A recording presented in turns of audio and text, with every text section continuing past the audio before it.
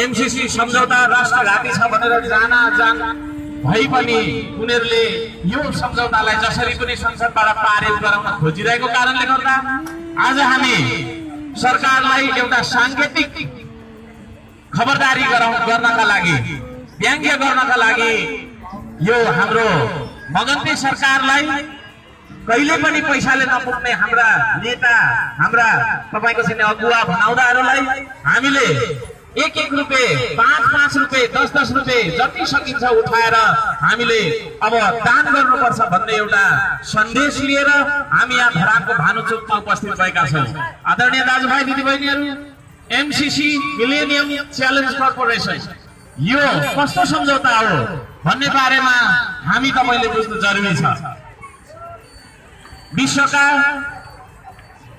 अविकसित मुलुकहरू, गरिब मुलुकहरू, विकासका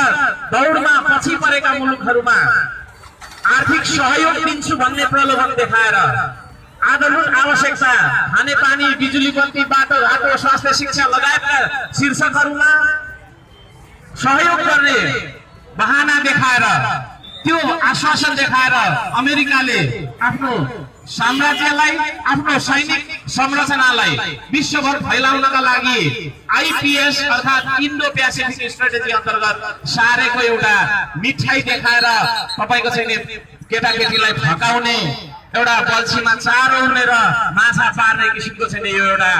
परियोजना नेपालमा भित्रिएको कारणले गर्दा यसको विरोध गर्नुपर्छ भनेर हामीले बुझ्नु जरुरी छ र त्यही सन्देश लिएर हामी यहाँ उपस्थित भएका छौँ। हामीले धेरै पहिलादेखि यसको विरुद्धमा विभिन्न कार्यक्रमहरू गर्दै आइरहेका छौँ र आजदेखि चाहिँ हामीले आर्थिक संकलन गरेर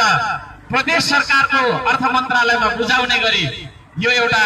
व्यङ्ग्यात्मक एउटा सांकेतिक अभियान, सांकेतिक खबरदारी कार्यक्रम सुरु गरेको यहाँलाई जानकारी गराउन चाहन्छौँ। आदरणीय नेपाली दाजुभाइ दिदीबहिनीहरू, हामी